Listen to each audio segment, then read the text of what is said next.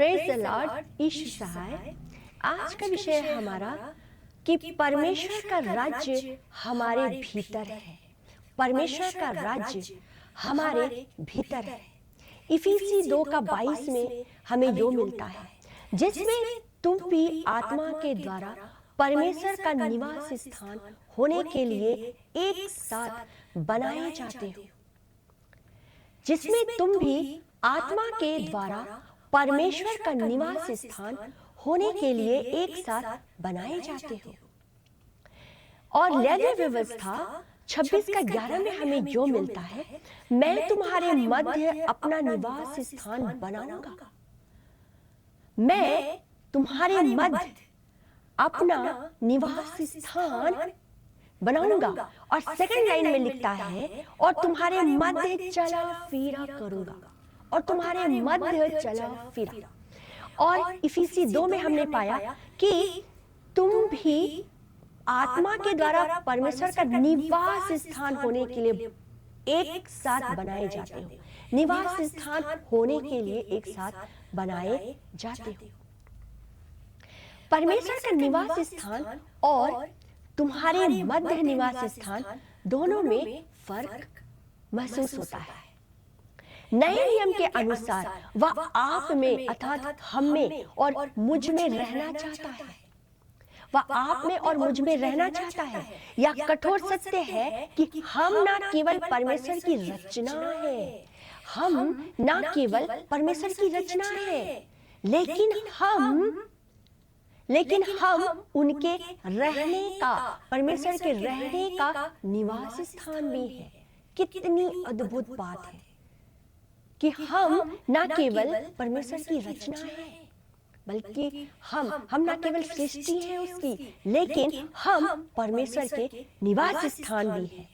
परमेश्वर ने मनुष्य के हृदय में अपनी उपस्थिति का निवास स्थान बनाया है। परमेश्वर ने मनुष्य के हृदय में अपनी उपस्थिति का निवास स्थान बनाया है। यह कितनी अद्भुत और सराहनीय है। आज परमेश्वर हमें नई सृष्टि में इसलिए बनाया है कि वो हम में डेरा डाले। एक नई सृष्टि में जब एक मनुष्य प्रभु यीशु के लहू से धुलता है तो एक नई सृष्टि में आ जाता है।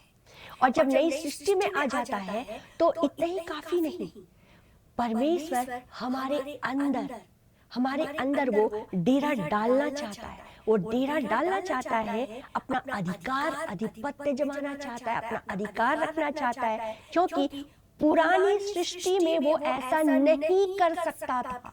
मेरे प्रियो, पुरानी सृष्टि में, पुराने नियमों में वो ऐसा नहीं कर सकता था। वो सिर्फ किसी के द्वारा बातें कर सकता था, लेकिन आज वो हम में अपना डेरा डालना चाहता है। वो हम में अपना निवास स्थान बनाना चाहता है। अतः लेवी व्यवस्था में लिखा, हमने पढ़ा कि तुम्हारे मध्य कहा गया है, तुम्हारे मध्य। और इफिसी में कहता है कि निवास स्थान होने के लिए बनाए गए हो। निवास स्थान होने के लिए बनाए गए हो और वो हम में डेरा डालना चाहता है।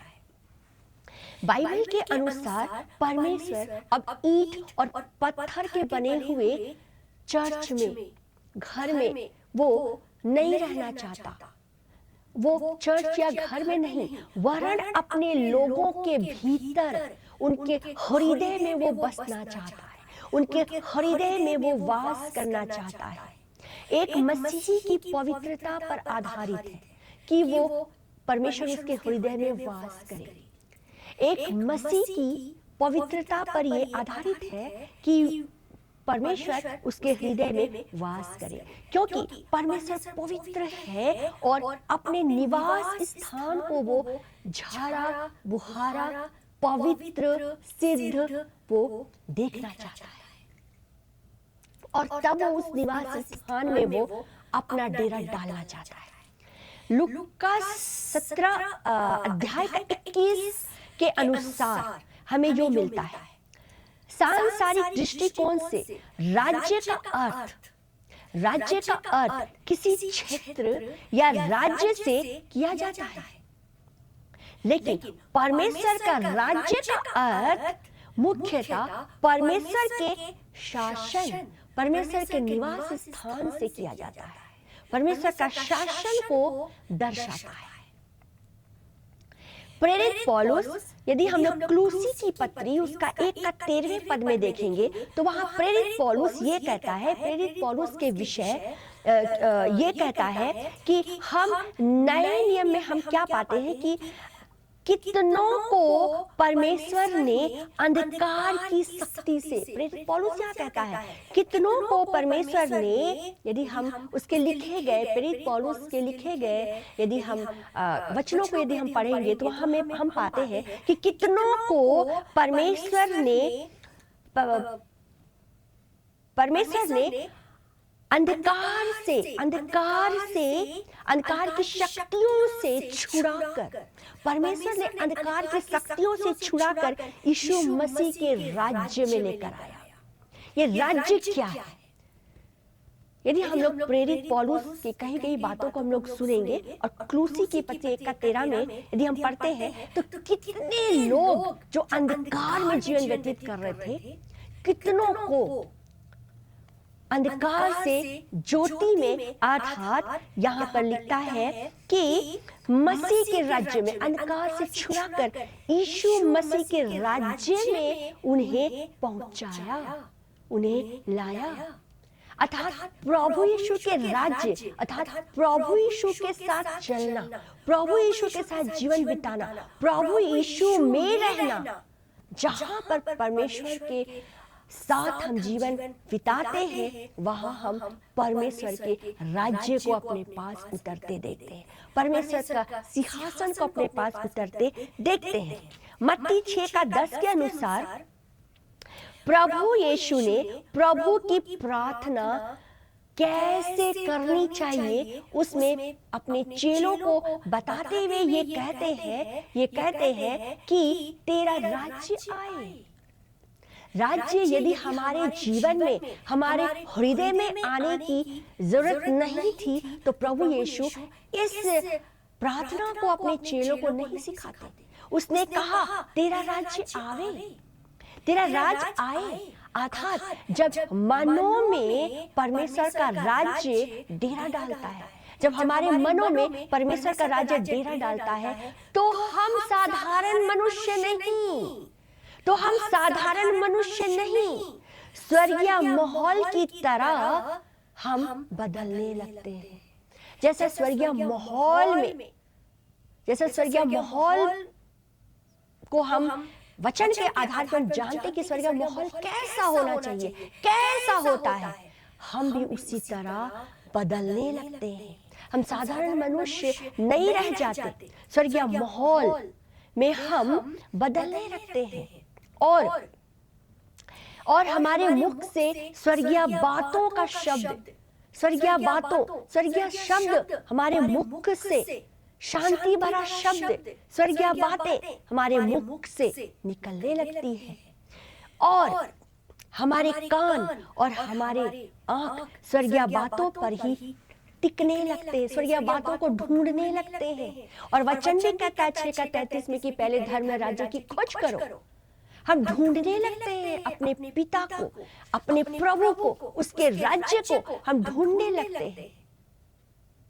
लेकिन यहाँ वचन में हमने पाया कि निवास स्थान कहाँ है, परमेश्वर का राज्य कहाँ है, वो हम में है। यदि हम आगे पढ़ें तो यहाँ लिखता है कि इफिसी 5 का 5 में हम पाते हैं कि लोभी, व्यभिचारी वगैरह वगैरह, लोभी, व्यभिचारी और भी बुरे बुरे कार्य में लिप्त होने वाले लोग वगैरह वगैरह कार्य करने वाले लोग परमेश्वर के राज्य में प्रवेश नहीं कर सकता या उत्तराधिकारी नहीं हो सकता। मतलब ये राज्य जो स्वर्गीय राज्य है जिसके बारे कहा जा रहा है, पर यहाँ पर हम जो देख रहे हैं वो निवास स्थान जो परमेश्वर वो डेरा हमारे हृदय में डालना चाहता है, हमारे बीच में लाना चाहता है, हमारे मध्य में जो मसीह भाई बहन हैं उनके बीच में वो उस निवास स्थान को वो बनाना चाहता है, वो निवास स्थान जिसमें हम पाए जाएं, वो निवास स्थान जिसमें हम पाए जाएं।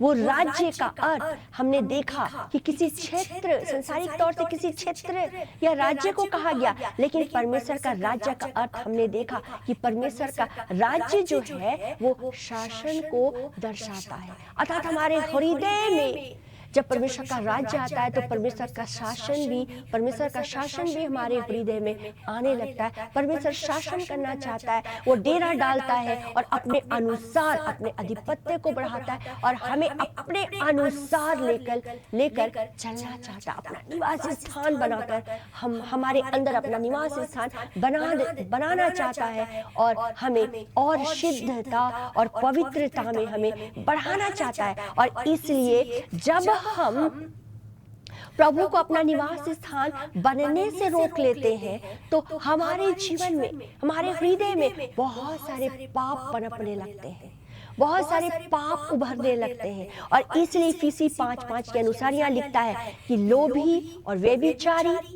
और वगैरह वगैरह बहुत तरह के पाप में लिप्त लोग उस राज्य में प्रवेश नहीं कर सकते।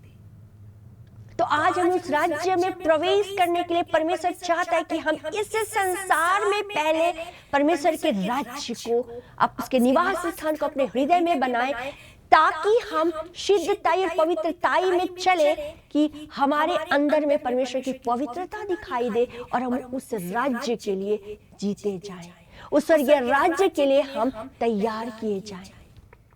तो परमेश्वर आज हमसे ये बात कहना चाहता है। मेरे प्रियो, इस वचन के द्वारा परमेश्वर आप सबको बहुत आशीष दे। Praise the Lord.